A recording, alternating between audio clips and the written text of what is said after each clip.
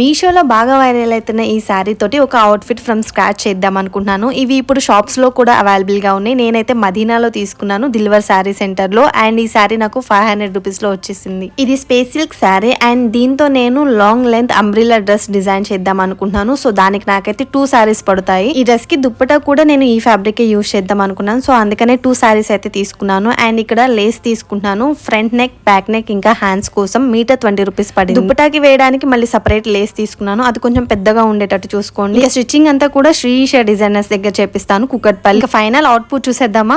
వెంట వచ్చావే వెంబడించావే ఊపిరల్లే మారావే